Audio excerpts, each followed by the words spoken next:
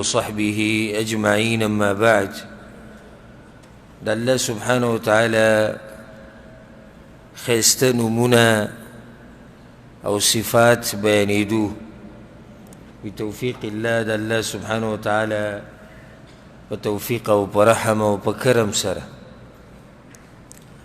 دا ډیره خوندوره موضوع ده او وجه دا ده چې د دې تعلق د رب العالمین سره دی، یعنی د الله سبحانه وتعالى ذات پیژندل، د هغه د پیژنګلو خبرې کیږي، نو دا په مؤمن باندې ډېر اثر کوي.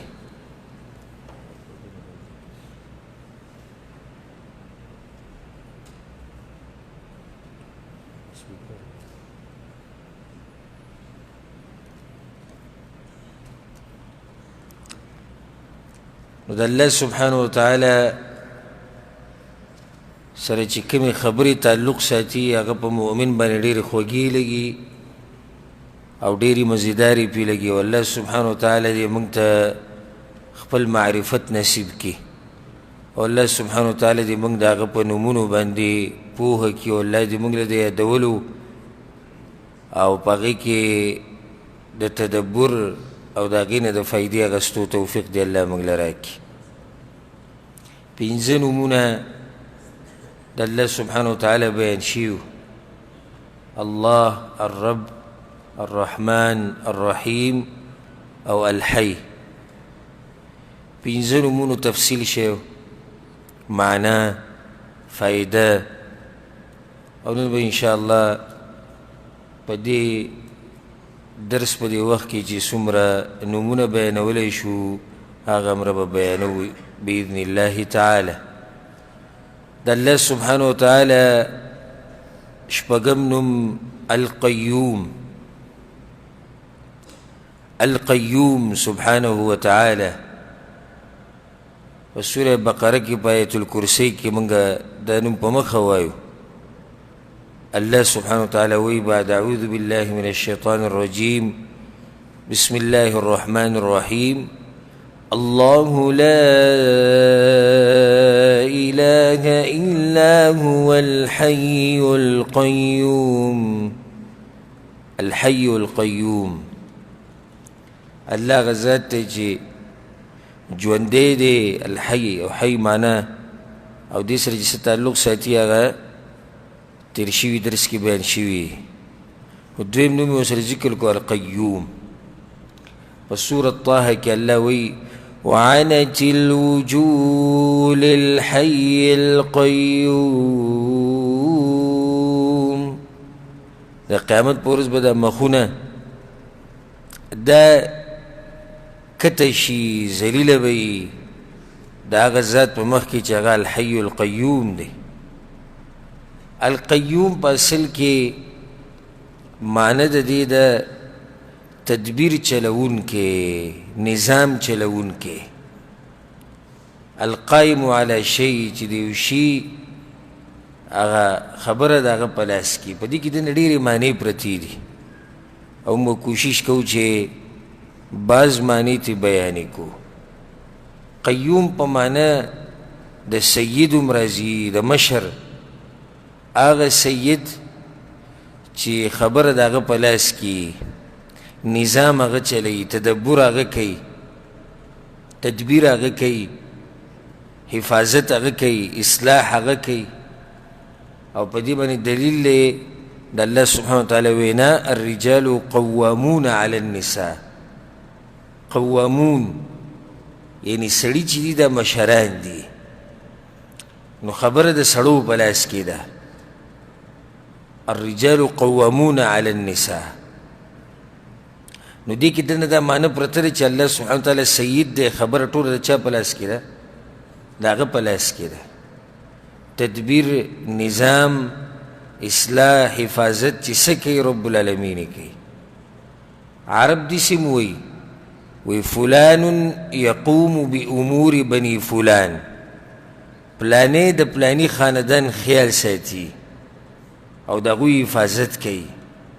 نو الله سبحانه وتعالی حفاظت کوي د دې مخلوقاتو الله سبحانه وتعالى نظام چلی د دې مخلوقات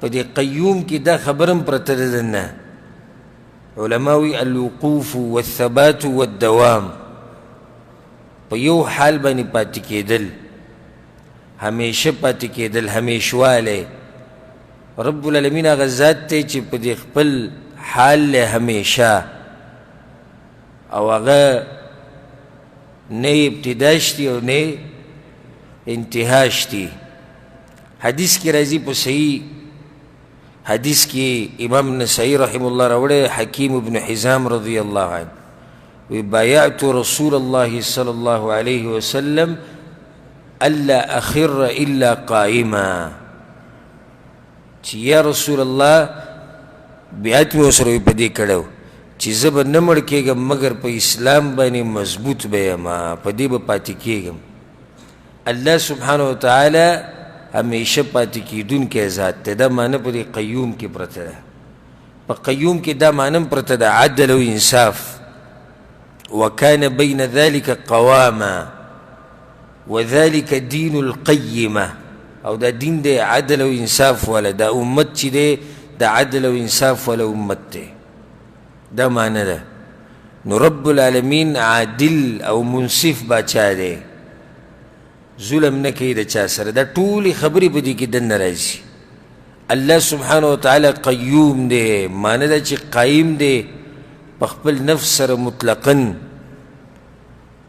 بل چا پکې کار نشتی الله سبحانه وتعالی چاته ضرورت نه لري بلکې الله سبحانه وتعالی په خپل ځان سره په خپله قایم دی مطلق الله سبحانه وتعالی قایم دی نظام چلی خبره ټوله دغه په لاس کې ده او هغه څه شي ته محتاج نه دی الله سبحانه وتعالی چاته محتاج نه دی بلکې هر شی محتاج دی رب العالمین ته هر شی محتاج دی الله سبحانه وتعالی سوی په قرآن کې یا ایها الناس ای خلکو انتم الفقراء الى الله تاسو ټول محتاج یې چاته فقیران یې غریبانان یې د الله په مخ کې الله سبحانه وتعالی هغه قیوم ذات دی چې هغه د ټوله خبره د هغه په لاس کې د هغه چاته ضرورت نه لري نه په دې نظام چلولو کې نه په دې مخلوقاتو کې نه په بل څه کې نه په بل څه کې الله سبحانه وتعالی هغه قیوم ذات دی چې د اسمانونه د هغه په امر سره راټینګ دي الله سوی ومن آیاته ان تقوم السماء والارض بامره افمن هو قائم على كل نفس هر نفس ما رب العالمین قائم دی هغه حفاظت کوي الله سبحانه وتعالی دغه د ژوند د نظام چلی رب العالمین قیوم ذات ته دا دوه نومونه چې کوم دي دا الحی او القیوم دا هغه ناشنا نومونه دي چې دی په دعا کې ډېر اثر دی په دعا کې دا نومونه خصوصا استعمالول لکه حدیث کې راځي په سنن ترمذی کې دی چې کله به کان النبي صلی الله علیه وسلم اذا حزبه امر کله چې پیغمبر صلی الله علیه وسلم ته یو کار را پیښ شو نو دا دعا به ویله یا حی یا قیوم برحمتك استغیث الله با کار آسان کو دعا یاد کوي یا حی یا قیوم برحمتك استغیث پیغمبر صلی الله علیه وسلم با بخانه غوښته دي استغفر الله العظیم الذي لا اله الا هو الحي القيوم واتوب الیه او پیغمبر صلی الله علیه وسلم وی دا ذکر چې چا وی غفر له الله بوله ګناهونه ټول وبخي وان كان فر من الزحف اگر کده د جنگ او د جهاد د میدان نه تختیدلی الله بوته دغه معاف کی نو دا الحي او قیوم نوم د الله سبحانه وتعالی هغه نومونه چې پیغمبر صلی الله علیه وسلم په دعاګانو کې ډیر استعمالول تاسو هم چې دعاګانې غواړئ نو الله سبحانه وتعالی ته دا اعمال وسیله کوي اینی کانو خلق مبارک راځي سلف مبارک سناشنا ناشنا خبرې به الله ته وسیله کولی ناشنا ناشنا خبرې به الله ته وسیله کولی وی الله ایو وی جمعت ته راننوته دعا یې غوښته وی الله زه مسلمان یما مؤمن یما او تا په قرآن کې ویلي چې وکان بالمؤمنین رحیما او تا په قرآن کې دا ویلي چې الله په مؤمنانو باندې رحم کوي نو یالله که زه پکې زما پکې برخه نه وه نو زه به ډېر بدبخت یم ځکه زه خو مسلمان یم نو بیا یې دا ووایي چې یالله که دغې کې نه یم مؤمن نه یم حقدار نه یم د رحمت نو یالله تا په قرآن کې ویلي ورحمتي وسعت كل شيء او زما رحمت پراخه دی هر شي ته نو په دې شي کې خو زه رالم که نه یالله او بیا داسې لګیا و الله سبحانه وتعالی ته دا ناشنا ناشنا خبرې دا به یې وسیله کولې هره لار به یې کته چې الله سبحانه وتعالی په ما باندې رحم وکړي هره لار به یې کته یالله ته به ګناهګارو باندې رحم کوې چې د هغوی توبې قبله یالله یو ګناهګار تا ته ولاړلی او توبه وباسي او ګناهونو بخانه غواړي یالله په ما رحم وکړه او داسې خبرې دعاګانې چې غواړي ښایسته ښایسته دعاګانې غواړي د الله سبحانه وتعالی نه د الله دا نومونه پکې ذکر کوي یا حی یا قیوم یا رحمان یا رحیم یا الله یا ربی یا جبار یا قهار یا ملک یا عزیز دا ښایسته ښایسته نومونه د الله اخلي الله به درله دعاګانې قبلوي زموږ د دعاګانې ولې نه قبلېږي ځکه چې آداب د دعا هغه موږ نه استعمالوو ما دې مسلې تفصیل کړی په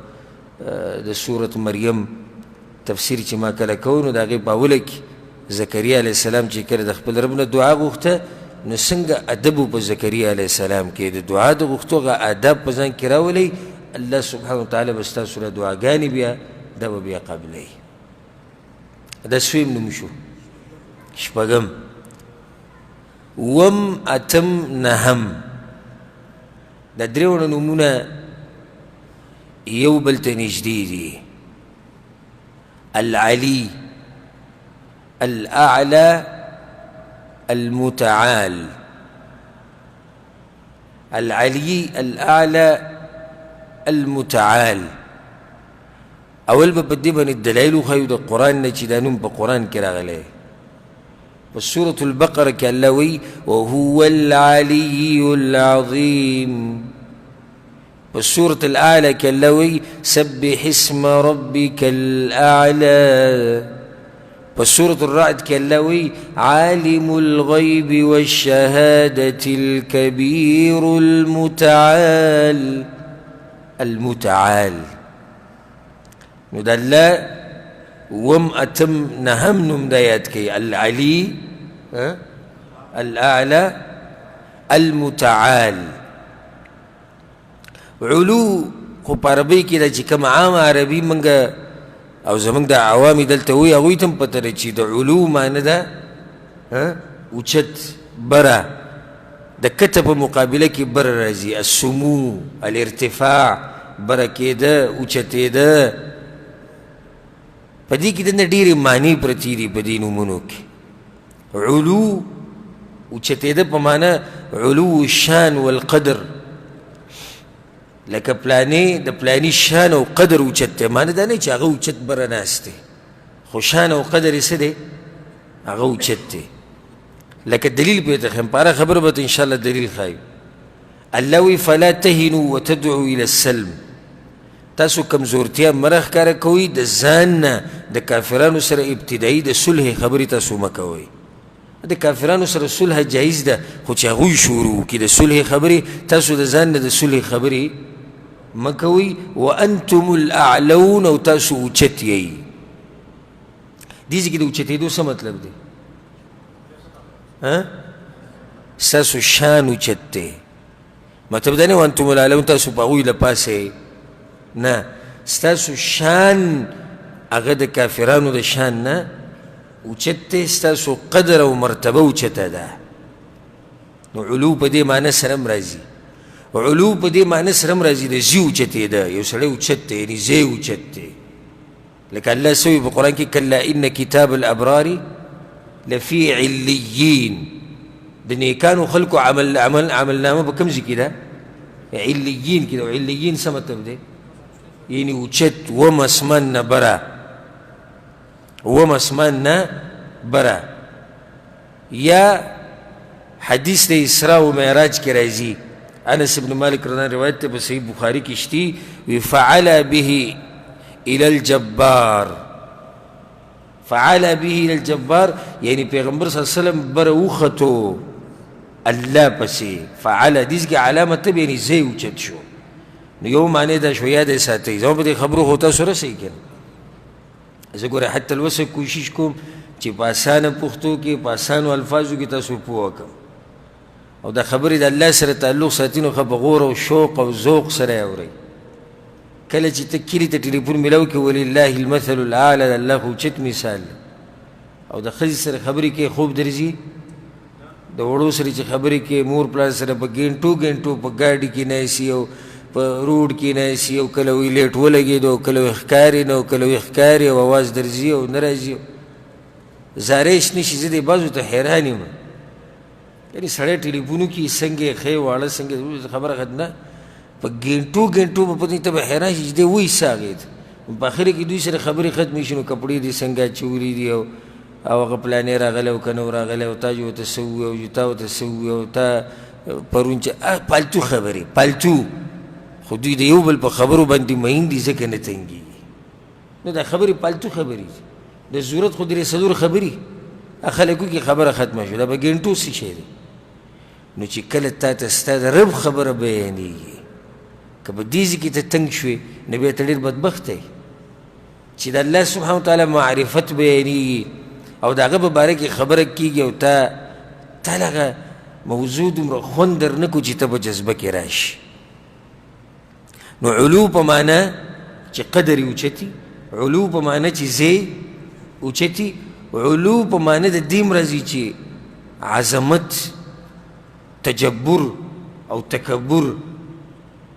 لکه الله سوی ان فرعون علا فی الارض، فرعون اوچت شوی په ځمکه کې. څنګه اوچت شوی؟ ځای اوچتو، تکبر یې کړی و، جابر و، جبر او ظلم یې کړی و. فاستکبروا وکانوا قوما عالین. الله وی هغه داسې قوم و چې عالین و، عالین اوچت. دې ځای کې د اوچتوالي نه مطلب تکبر به یې کوو. علو په معنی د دې هم راځي چې یو سړی زورور شي، یعنی زورور دی پلانې. عرب دا خبره کوي، وی علا فلان فلانا، پلانې په پلاني باندې اوچت شوی دی. څه مطلب دی؟ زورور شوی دی. نو دا علو په معنی د دې هم راځي چې زورور دی. د الله سبحانه وتعالی د نوم العلی، الاعلی، المتعالی یا المتعال، دا درېونه په یو معنی سره دي. صرف فرق پکې دا دی په دې تعالی کې، متعال نوم کې دا فرق دی چې الله اوچت دی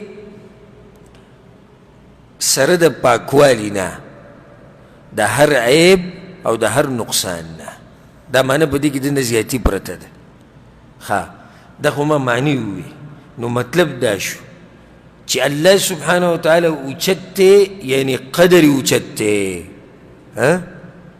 اوله معنی موږ دا کړې وه که نه چې علو په معنی دا چې قدر یې اوچت دی. وانتم الاعلون، او تاسو اوچت یعنی شان هم اوچت دی. نو الله اوچت دی په معنی دا چې د الله قدر او شان څه دی؟ هغه اوچت دی. ښه دویمه معنی موږ کړې وه الله اوچت دی، علو په معنی د اوچتوالي د زی. الله اوچت دی یعنی زی د الله ذات چې دی هغه څه دی؟ هغه اوچت دی. دا هغه علو چې د مکان سره تعلق ساتي. الله اوچت دی یعنی د ټولو مخلوقاتو نه اوچت دی. الرحمن علی العرش استوى، رحمان په عرش د پاسه دی، او عرش د ټولو مخلوقاتو د پاسه دی. نو الله اوچت شو د ټولو مخلوقاتو نه. او د بار بار موږ دا خبره بیانو چې زمونږ عقیده ده د قرآن او د حدیث په رڼا کې چې الله د ذات په اعتبار سره څه دی؟ اوچت دی، په عرش د پاسه دی. د علم او د قدرت او د اوریدو او د لیدو په لحاظ الله په هر ځای کې دی، خو د الله ذات ګوره په هر ځای کې نه دی. او چې څوک تپوس وکړي الله کوم ځای کې دی، د دې جواب دی چې الله په عرش د پاسه دی. دلیل پې دا دی الرحمن علی العرش استوى. نو عرش کوم ځای کې؟ عرش هر ځای کې دی. عرش په اسمانونو د پاسه دی. الله څه وایي؟ الیه یصعد الکلم الطیب. دا ښایسته خبرې چې دی پاکې خبرې الله ته خیجي. خیجي معنی څه شوه؟ چې الله اوچت دی. ځکه که الله هر ځای کې وی نو بیا دې ټکي استعمالولو ضرورت څه و چې الله ته خیجي. انا انزلناه فی لیلة القدر. الله وی ما دا قرآن نازل کړی دی، را کوز کړی مې دی. مطلب دی چې الله بره دی، نو ځکه دا قرآن کته را لېږلی دی. که الله هر ځای کې بیا به د انزلنا ټکی به یې نه وي. بله واقع د اسراء او د معراج څه ضرورت دی چې پیغمبر صلی الله علیه وسلم بره ځي؟ څه ضرورت دی چې د الله سره ملاقات وشي، د الله سره خبرې وشي که نه؟ نو خو الله بره دی، ځکه خو بره لاړ که نه. که چېرته الله هر ځای کې وی نو دا خبرې د الله او د پیغمبر صلی الله علیه وسلم په منځ کې کېده، دا خو هر ځای کې بیا کېدی شوې. ورسېدی په دې خبره، دا ښکلی دی او ښایسته دلیل دی. بل مشهور حدیث یو صحابي سره یې وینځه و هغه ازادوله، نو پیغمبر صلی الله علیه وسلم پسې راوستو، نو هغه دې تپوس وکړو این الله، الله کوم ځای کې؟ نو هغې اسمان ته ایسې ګوته ونیوه. وایي زه څوک یم؟ وایي ته د الله پیغمبر صلی الله علیه وسلم. هغه یې ازاده کوي دا مسلمانه ده. نو الله سبحانه وتعالی قدر او شان هم اوچت دی او د الله ذات هم اوچت دی. او الله اوچت دی په معنی د دې چې عظمت د الله دی، او الله اوچت دی په دې معنی سره چې الله زورور دی. الله زورور دی په دې ټولو مخلوقاتو باندې. فتعالی الله الملک الحق. اوچت دی او پاک دی هغه الله چې هغه باچا دی او حق باچا دی. فتعالی الله الملک الحق سبحانه وتعالى عما يقولون علوا كبيرا. الله پاک دی او اوچت دی د هر عیب او د هر نقصان نه. الله پاک دی او اوچت دی د دې مخلوقاتو د سوچونو او د فکرونو نه. الله پاک دی او اوچت دی د هرې کمزورتیا نه. الله پاک دی او اوچت دی د هر مثال بیانونکي نه او د هر مثال نه. الله پاک دی اوچت دی د تشبیه ورکولو نه چې الله داسې دی لکه داسې نه، والعیاذ بالله. الله پاک دی د هر څه. الله چې اوچت شو نو دې کې فایده ته موږ ته سره ووته. فایده دا راووته چې الله سبحانه وتعالی علی فی دنوه قریب فی علوه. دا ډېره ناشنا جمله د علماء بیانوي. وی الله سره د نږدېوالي اوچت دی او اوچت دی سره د او نږدې دی سره د اوچتوالي. د دې څه معنی شو؟ طارق صاحب نږدې دی ذات په اعتبار سره اوچت دی. نو الله اوچت دی او نږدې دی، او الله نږدې دی او څه دی؟ اوچت دی سبحانه وتعالی. او په هغه عرش د پاسه هغه نږدې دی. څنګه نږدې دی؟ هره خبره اوري او هره خبره ویني. حدیث کې راځي چې نیمه شپه نیمه او تک تور میږي په تک توره ګټه باندې رواني، او دا ګټه مهینې رب العالمین د میږي د عرش نه او د خپو کشاره موري. دا معنی دی چې الله نږدې دی، اوچت دی او اوچت دی او نږدې دی سبحانه وتعالی. خوله راغلی او په رسول الله صلی الله علیه وسلم پسې کړ. وی رسول الله خاوند راته وی چې ته په ما دې سهی لکه مو. پیغمبر صلی الله علیه وسلم ولا جواب نه ورکوه. وی بس دې حرامه شوې ته په هغه باندې نو پوهه ودیسې. مسلې د راکوزېدو نه مخکې داسې وه چې چا به چاته ووایي چې ته په ما داسې ښځې ته به وایي ته په ما داسې خور، نو هغه به څه شوه؟ حرامه به شوه. ته په ما داسې لکه مور، بس هغه حرامه شوه. دې مسلې بل حل نه و، الله له څه حل نه و بیان کړی. پیغمبر صلی الله علیه وسلم غلی ووایي زه څه ووایم؟ ځان نه اوس خبرې نشم کولی. هغوی جړا کول. وی زما ځواني ده وخوړه، او زما خېټه ما د ده لپاره سیرې کړی، یعنې بچي مې راوړو. او چې اوس هر څه زه د دویم خاوند نه ووتم او د هر څه نه ووتم، نن دی ما ته وایي چې ته په ما داسې لکه مو. یا رسول الله زما هغه بچي دي، که زه یې ترې بوځمه نو وږي به شي، که ده ته یې پرېږدمه تربیت به یې کمزوری شي. هغه ورته یې څه وکړه، بس په جړا سره وته و د دروازه کې وي چې زه خپل شکایت بیانوم چا ته؟ الله سبحانه وتعالی ته. دی ووی نو رب العالمین آیتونه نازل کړو، پوره صورت یې نازل کړو، سورة المجادله یا المجادله، صورت په نوم د هغه زنانه چې هغې د پیغمبر سره بحث مباحثه کړې وه د خاوند په باره کې. الله سوی قد سمع الله قول التي تجادلك في زوجها، یقینا الله واورید وینا د هغه ښځې چې تا سره جګړه کوله په باره د خپل خاوند کې. وتشتكي إلى الله، او شکایت وکړو الله ته، والله يسمع تحاوركما، او الله واورېدې خبرې اترې ستاسو. ان الله سميع بصير، یقینا الله اورېدونکی لیدونکی دی. عرش نه خبره واورې، عرش. او د یو اسمان نه بل اسمانه پورې څو فاصله ده؟ 1500 کاله. او بیا د دې اسمانونو د فاصلې او په عرش د پاسه په اسمانونو د پاسه اوبه، او بیا د ځمکې نه د اسمانه پورې فاصله، او رب العالمین د عرش نه خبره واورېده. دا دی هغه رب چې بره دی او نږدې دی، او دا هغه رب دی چې نږدې دی او څه دی؟ اوچت دی. دا په مخلوق کې نشي کېدی. دې څوک مخلوق هم لیدلی چې داسې صفت پکې؟ نه نه، دا صرف د الله صفت دی. مخلوق که نږدې دی نو نږدې دی، او که لرې دی نو لرې دی. خو رب العالمین بره دی او نږدې دی، او نږدې دی او بره دی. د خوله خبره د هغه ځای نه واورېد. عایشه رضی الله عنها وی پاک دی هغه ذات د هر عیب او د هر نقصان نه چې زه یو کوټه یو دیوال اخوا ولاړه ومه په دې کمره کې دننه، او غوږ مې ایښودی چې دا خوله پیغمبر صلی الله علیه وسلم ته څه وي بعض خبرې راتلې او بعض نه راتلې، او هغه الله د عرش نه واورېدې.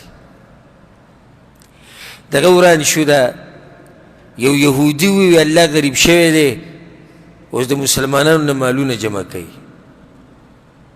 په دې باندې ابوبکر صدیق رضی الله عنه غصه شو، یو څپېړه وله ورکړه.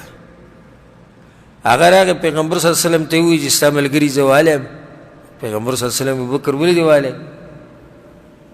یا رسول الله د الله بېادبي کوله، تا سره بې ګواهان شته؟ عدل عدل دی، که مخامخ ابوبکر صدیق هم دی، خو عدل او انصاف ته دلیل به غواړي.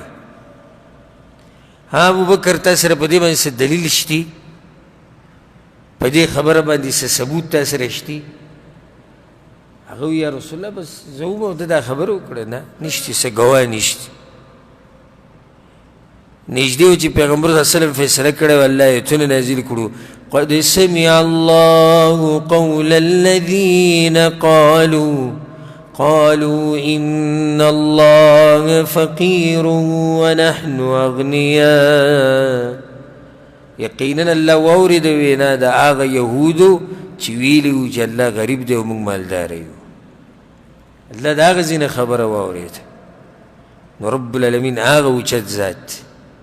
بیا درته ناشنا فایده ذکر کوه. الله اوچت ذات دی، نو څوک چې د هغه سره تعلق ساتي هغه هم اوچت شي. اوچت شي په معنه د څه؟ ما خو اوچت په معنه ډېرو معنو سره راځي. نو چې الله سره تعلق ساتي ته به اوچت شي. په کومه معنی سره؟ شان به اوچت شي، مقام به اوچت شي، قدر به اوچت شي. الله موسی علیه السلام ته څه وي کله چې هغه وویرېد؟ مقابلې له تللی وکړه غټه مقابله وه الله ورته وایي لا تخف انك انت الاعلى مه یېرېږه ته څه ته اوچت د الله سبحانه وتعالی د کتاب چې د الله خبرې دي بس دا هم اوچت دی د الله د دین هم اوچت دی الله خپلو ملګرو ته هم اوچتوالی ورکوي هغوی له هم عزت ورکوي او ناشنا شان او مقام وله ورکوي د الله د دې خبرو سره چې تعلق ساتي الله دې اوچتوي حدیث کې راځي په صحیح مسلم کې دا حدیث دی ان الله يرفع بهذا الكتاب اقواما ويضع به آخرين الله د دې کتاب د لاسه بعض قومونه اوچت کړي دي او بعضې ذلیله کړي دي کوم چې دې قرآن سره تعلق ساتلی دی الله اوچت کړي دي او کوم چې د قرآن شاته غزار کړی دی رب العالمین هم غزار کړي دي ذلیله کړي دي د الله سره تعلق ساتئ او د الله د کلام سره رب العالمین به موچت کی مقام بدل اوچت تر کی شان به موچت شي نو دا درې نومونه شو د الله کم کم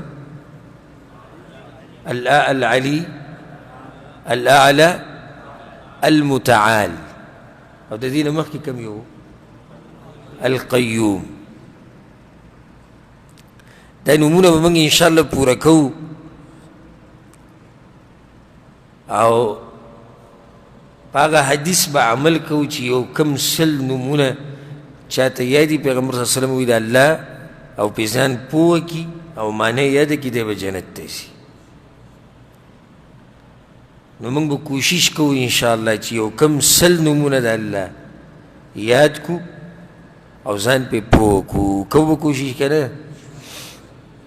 نو طول نمونه شو اللہ الرب الرحمن الرحيم الحي القيوم العلي الأعلى المتعال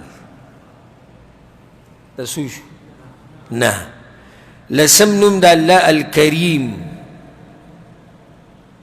الله أكبر الكريم دي خيسته نم دا دي خپلو بچو له چې دا نمونه اږدی که نه نو د الله خوښ نومونه په نومونو کې هغه دي چې په هغې کې دې خبرې ته اشارې چې بنده د الله دی لکه دا نومونه کم تیر شو که نه عبد الرحیم عبد الرحمن عبد الله عبد القیوم عبد الحی عبد العلی عبد الکریم دا کریم دا الکریم که زوی د الله در کې نوم ورکې د عبد الکریم خیسته نمونه دي نن سبا خو د کرکټیانو د ډمانو د انډیا د فلمونو د ډمانو نمونه ښودی کېږي جنکوله ولکانو له او جنکوله خو بغیر د دغه نمونو نه بل نوم نه ایږدي او هغه خلک لږ دي چې دې ته سوچي چې دې بچي له داسې نوم کېږدي چې په ده باندې اثر کوي ما تاسو ته د فایده ذکر کړی و چې نوم ګورئ په انسان باندې اثر کوي ته خپل بچي له نوم کېږدي د کرکټي نو ده ذهن ته همیشه به دغه کرکټي راځي دی به کوشش کوي چې زه ځان د ده په شان کړم او ته خپل بچي له نوم کېږدي والعیاذ بالله د ډمانو نو دی به چلونه هم هغه شان کوي بلکل د هندوانو دا نومونه یې ښودلي دي نن سبا ما په خپلو د بعضو نه اورېدلي دي او بیا چې صحیح نوم وله کېږدي نو هغه به داسې مختصر کړي د انګریزانو هغه پیښې به کوي وکي او ټکي او مکي او دا نومونه ورته بیا وایي وایي داسې که نه وایي ښایسته نوم به بلال دا به ته بلو او بلي او وقاص دا به ته وکي وایي دا د انګریزانو پیښې دي او دا د هندوانو پیښې دي زمونږ الحمدلله شریعت واضح دی دین هم واضح دی او په دې خپل دین فخر کوئ مه سپکوئ خپل دین یهود په خپل یهودیت باندې ذلت محسوسوي که فخر نصارا په نصرانیت باندې فخر کوي هندوان په هندو مذهب باندې فخر کوي سیکان په خپل مذهب فخر کوي ای مسلمانه ته ولې د خپل مذهب نه شاته کېږي ته ولې د خپلو عاداتو نه د خپل دین نه د الله او د الله د پیغمبرو نه ته ولې شاته کېږي؟ ته ولې د هغوی په طریقه روانېږي؟ په کار خو دا دی چې زموږ دین حق دین دی چې نور ورته راواړو، نو هغه دین والے لګیا دي په د نورو په طریقو باندې عمل کوي. د افسوس خبره ده. ښایسته ښایسته نومونه خپلو بچو له کېدي. عبدالکریم څومره ښایسته نوم دی. الکریم دلیل به څه دی؟ یا ایها الانسان ما غرک بربک الکریم.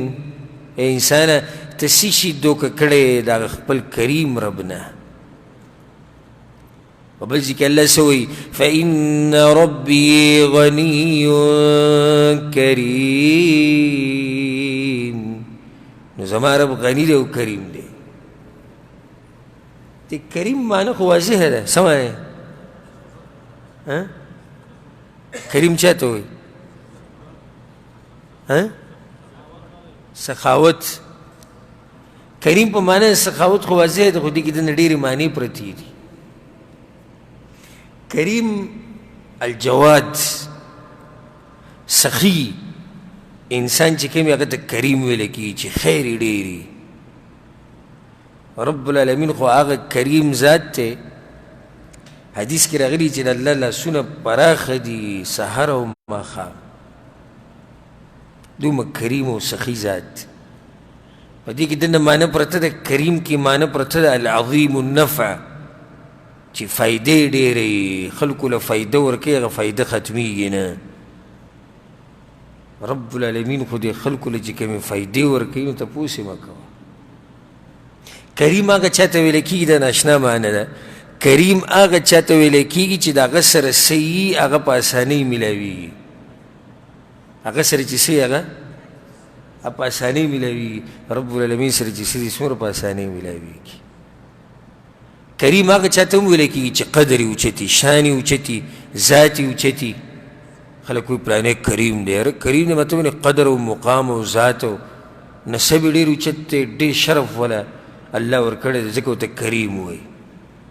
لکه حدیث کې راځي پیغمبر صلی الله علیه وسلم سوی په صحیح بخاري صحیح مسلم کې حدیث دی ان الکریم ابن الکریم یوسف ابن یعقوب.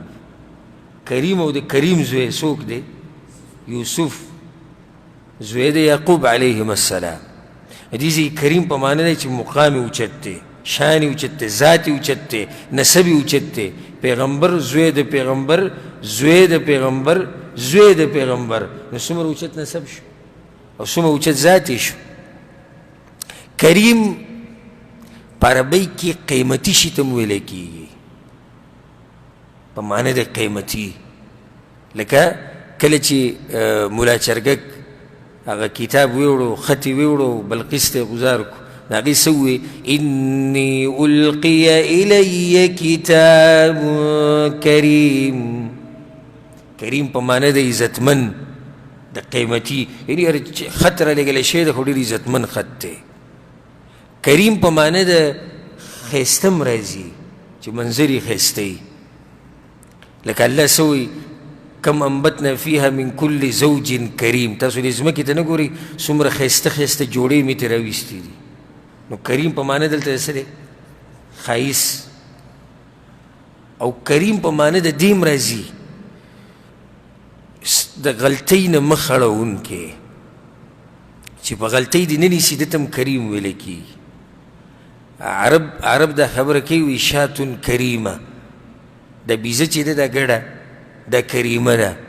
څنګه؟ وایي کله چې دا بیزه ودرې او پۍ ترې لشې نو دا مخ واړوي. دې څه مطلب ده مخ واړوي؟ غلي ولاړې څه نه وایي؟ غلي ولاړې څه نه وایي؟ مخ واړوي. نو په دې کریم کې دنه دا معنی هم پرته ده د غلطیانو نه. لکه اوس انسان ستا د غلطیانو نه مخ واړوي، ستا د غلطۍ نه مخ واړوي، معافي کول، دا هم په دې کې دنه دا معنی پرته ده. دغه شان زورور، کریم په معنی د زورور هم راځي او کریم په معنی د دې هم راځي چې په خلکو باندې احسانونه کوي. کریم په معنی دی چې خلکو باندې احسانونه کوي. کریم په معنی د دې چې د مصیبت او عیب نه پاک دی. نو دا ټولې خبرې په الله سبحانه وتعالی کې دننه دي. دا ټولې خبرې په الله کې ده نه دي. الله کریم دی، سخي دی، الله کریم دی، نفع او فائدې ټول مخلوقاتو ته عامه ده.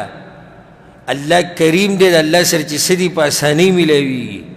الله کریم دی، شان او مقام اوچت دی. الله کریم دی، ښایسته دی. الله کریم دی، زمونږ غلطیانې موږ ته معاف کوي. الله کریم دی، الله زورور دی. الله کریم دی، الله په دې مخلوقاتو باندې احسانونه کړي دي. الله کریم دی، الله د هر عیب او نقصان نه پاک دی. الله کریم دی، زما او ستا څومره ګناهونه دي دي که نه دي؟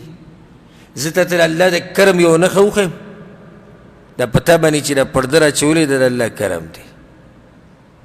دا د الله کرم دی. ګورئ ښه چې زمونږ دا غلطیانې پټې کړي دي او که چېرته دی راښکاره کړي ما او تا به یو بل سره سلام دعا هم ونه کړو، ما او تا به د یو بل سره کېږدنو. خو دا د الله سبحانه وتعالی رحم او کرم دی. کرم چې په دې ګناهونو باندې راله پرده اچولې ده. او بیا درته یو ناشنا حدیث بیان کوم، ډېر د خوشحالۍ حدیث دی، ډېر د خوشحالۍ. وی الله چې د چا په ګناهونو باندې په دنیا کې پرده واچوله، پوه شه چې په آخرت کې پې الله پرده اچوي.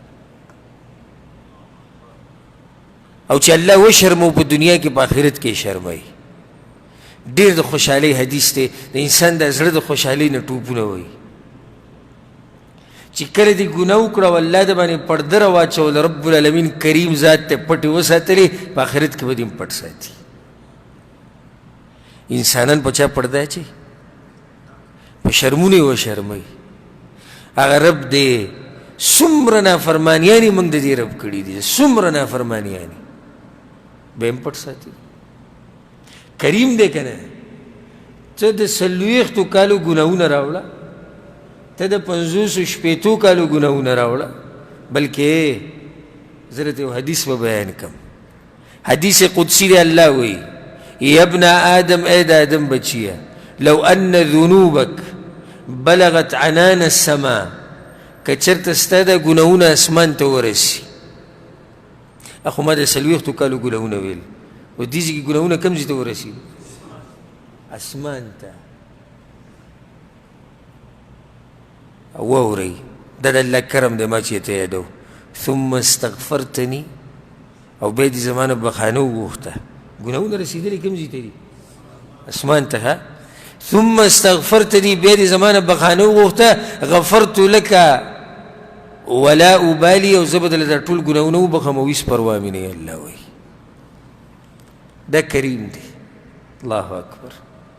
دا الله د کرم به تا ته څه وایم چې ګناهونه بخي؟ نه نه، دا پرېږده، بله درته ووایم. الا من تاب، چا چې توبه وویسته، وآمن وعمل عملا صالحا، عقیده د توحید و عمل د پیغمبر صلی الله علیه وسلم په طریقو پښیمانه شو په خپلو ګناهونو باندې، واپس شو الله ته، صرف وله ګناهونه نه بخي. دا خو کریم دی که نه؟ د کریم خو بیا معامله د کرم ده. په دې مخلوق کې د الله خو اوچت مثال دی. په دې مخلوق کې چې داسې کریم ونته کې انساني درون پسې ورشي. زه ډېرو کسانو سره تللی یم د سفارش دپاره، نو داسې کریم باندې چې ورشو موږ ورته دا سړی غریب دی، لکه مثال کې د 10,000 معامله ده، د 15,000 ده. او ما ته په خپله یو معامله یاده ده، زما خواته یو کس راغلی او په هغه باندې د بل کس 15,000 ریالو. دا د نن تقریبا 15 کاله مخکې خبره. او یې ته ورته ووایي چې دا دغه لږ لیټ کي او نیټه او ما سره نشتي و. غریب باندې هسې غربت اچانک راغلی و. زه ورسره لاړم، هغه کس سره موږ کېناستو، نو زما یې ډېر قدر وکړو، الله یې د هغه قدر وکړي. او دقه شانې ما ته وویل شیخ صاحب تاسو راغلي یئ، د 35,000 ریال دا ما درته معاف کړي. زه دنه یو ریال نه علم. دا کریم دی. دې ته وایي کرم، قدرمن، اوچت، ښایسته. دا ټولې خبرې دي کې دننه دي. دا خو اوس په انسانانو کې چې اوچتې د هغه دا صفت دی نو چې هغه رب کریم ذات دی چې د هغه به څنګه شاني تا توبه وویسته پښیمانه شوې ګناهونه دې ډېر کړي الله څه وایي فأولئك يبدل الله سيئاتهم حسنات نو دغه خلق بدلی بکم ز بدیانی د دوی پنیکیانو سره صرف دې ته بخي نه صرف خبره د بخلو نه دا د کریم ذات بلکې د بدیانی به درته بدلی کی په څه سره په نیکیانو سره الله اکبر دومره کریم ذات دی چې د هغه سره چې څوک دشمني کوي کافر د الله سره دشمني کوي که هغه له رزق ورکوي دا کریم دی که نه زما او تا سره که څوک دشمني وکړي نو سلام به پې هم وانه چوو سلام پې اچوو نه او دې کریم ذات ته وګوره څوک چې ورسره دشمني کوي هغه له رزق ورکوي دومره کریم دی معمولي بانه غواړي چې څوک رانه څه وغواړي معمولی بانا چې څوک رانه څه وغواړي بس ادعوني استجب لكم وایي زمانه غواړي زه به درې دعاګانې قبولې کړم او دې نه ته ناشنا ونه یم دومره کریم دی د شپې په دې اخرنۍ حصه کې له منډه د دنیا د اسمان ته راکوشي وي که څه غواړي والي په زوره معمولی بانا د دنیا اسمان ته به سره کوشي څنګه چې دغه د شان سره خای وي که څه غواړي والی کنه خزانی دي فراخ خزانی دي او کریم ذات ته د کریم په در باندې هو بیا څوک پاتې کیږي نه کنه حدیث کې سره راځي ان الله حی کریم الله حیاناک او کریم دی چې څوک ورته لاس اوچت کي نو الله له حیا ورځي د لاسونه ولا خالي واپس نه پرېږدي نو چې الله له حیا مورځي او کریم هم دی نو بیا دې ته ولې نه غواړي هغه کریم ذات دی چې معمولي عبادت وایي څه ډېر څه بدله درکړي زمونږ دا عبادتونه د دې لایق دي چې موږ په جنت ته لاړ شو خو دغه غټ جنت الله سبحانه وتعالی موږ له په معمولي عبادت باندې راکوي نو فائدہ دا راووته چې الله کریم دی نو بیا ترې غواړه د دغه کریم ذات نه ان ربکم حدیث ما تاسو وایي چې ستاسو رب حیاناک دی او کریم دی یستحیي اذا رفع الرجل الیه یدیه ان یردهما صفرا خائبتین دا حدیث په سنن ترمذي کې دی الله ته چې څوک لاس اوچت کړي الله له حیا ورځي لاسونه ولا خالي نه پرېږدي او دا چې څومره مسلې دي ټولې ورته بیان کړه حدیث کې راځي پیغمبر صلی الله علیه وسلم وایي د الله نه چې څه غواړئ ښه ډېرې غواړئ وایي الله اکبر سنن ابي داود کې دا حدیث دی وایي چې څه غواړئ ښه ډېرې غواړئ فإن الله لا يتعاظم عليه شيء أعطاه ګوره الله تصور کول ګران نه دي ګوره چې غواړئ به ښه ډېره غواړه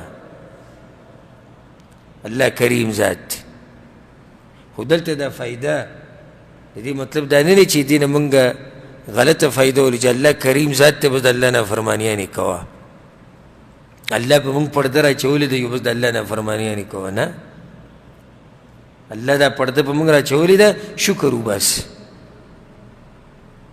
دوکه نه شي په دې باندې چې الله په ما پرده راچولې ده او خبره ختمه شو حدیث کې دا راځي ګورې الله چې د چا نه پرده اوچته کړي نو کور کې دننه وشرموي او د ډېرو نه پردې اوچتې شوي دي والعیاذ بالله الله دې په موږ باندې خپلې پردې ساتي دوکه نه شي په دې باندې الله په ما پرده راچولې ده نه فایده د دې نوم نه سره ووته الله کریم دی نو موږ کې پکار ده چې موږ هم په ځان کې د کرم د صفت دننه راولو په ځان کې کوم صفت دننه راولو د کرم د صفت او دا ساتي چې د ټول نه لوی کریم څوک دی هغه تقوادار دی ان اکرمکم عند الله اتقاکم په تاسو کې عزتمند څوک دی تقوادار په ځان کې تقوا راولئ چې الله دنه کریم جوړ کړي الله دې عزتمن کی. بل په ځان کې د کرم صفت راوله، مال لګوه، خرچه کوه، د ټولو نه اول په مور پلار، بیا په ښځه، په بچو، په خپلوانو، په ملګرو، په علماو، په طلباو، په دیندارو، په فقیرانو، په محتاجانو، په کونډو، په مظلومینو مال ولګوه، میلمستیا کوه، لاس کې چې دې څه دي په دې لاس مه تنګوه. ما تاسو ته دا ووایي کریم هغه دی، په کریم کې دا معنی پرته دی چې څه چې ورسره دي دا په اسانتیا میلاویږي. پیغمبر صلی الله علیه وسلم الله کریم ذات دی ټول نه اوچت، او بیا پسې څوک کریم دی؟ بیا پیغمبر صلی الله علیه وسلم. اوس ناشنا کریم انسان. ما وی کریم کې دا معنی پرته دی چې څه ورسره دي دا په اسانتیا میلاویږي. دی پیغمبر صلی الله علیه وسلم ته چې به چا څه شی ووي، څه شی به ته غوښتو، لا یې نه دي ویلي. او که چېرته کلمه د توحید دا نه وی لا به یې له سره نه وی ویلې، خو هلته کلمه کې دي. یو زنانه وله څادر راوړی، ډېر مزدار څادر و. نو پیغمبر صلی الله علیه وسلم څادر ته ضرورت و، جمع هم و. هغه پیغمبر صلی الله علیه وسلم واچو، ډېر قیمتي څادر و. صحابیو ته یا رسول الله که دا مال راکړي. ایوه بیا ملګرو په هغې باندې وټوکو چې ګوره تا بد وکړو، پیغمبر صلی الله علیه وسلم ضرورت و، موږ ته به دې ویلی څادر به دله موږ اخیستی. هغه وایي څادر ته مې ضرورت نه و، خو ما چې دې نه به کفن جوړ کړم. هغه څادر پیغمبر صلی الله علیه وسلم ورکړو. ځان کې دا صفت راوړه، دا نه چې څوک درته وایي دا شی مې پکار ته بنګ بنګ شروع کړي. دا بس سم لکه د جسم نه چې د غوښې چم جدا کې نه، خو څه شی به ترې وانخلي. الله سبحانه وتعالی دې خلکو بدي بیان کړې ده سورة الماعون کې، ويمنعون الماعون. وی دومره بې خیره دي چې د خیر چې څه شی دی د خلکو نه یې منع کړی دی. لکه مثال کې تا سره کور کې بیلچه پرته ده، ګاونډي راغی زموږ بیلچه پرته ځغله. الله وی دومره بې خیره دی چې د خیر شیشې چاله نشي ورکولی، بیلچې چاله ورنه کړه. ګاډي کور کې پرته ده، کس پسې راوي ګاډي مه زموږ ځان خراب ده. لرګی پکار دی، ماچس پکار دی، ګاډي هره که چابي راکړي زه م راځم. مړې کوو داسې ووایي وې نه چاله ګاډی ورکوم او نه چا نه اخلم، یعنې نه د خیر کار کوم او نه بل له موقع ورکوم. نو ځان کې دا صفت پیدا کوي د کرم دا او د جود د الله سبحانه تعالی دا صفت په موږ کې پیدا کړي. دې سره دا درس اختتام ته ورسېدو. او نن درس کې موږ څو نومونه د الله ووي؟ نن درس کې څو؟ نن درس کې 15 نومونه. الله سبحانه وتعالى به موږ ټولو باندې رحم وکړي. هذا والله أعلم، وصلى الله على نبينا محمد وعلى آله وصحبه أجمعين.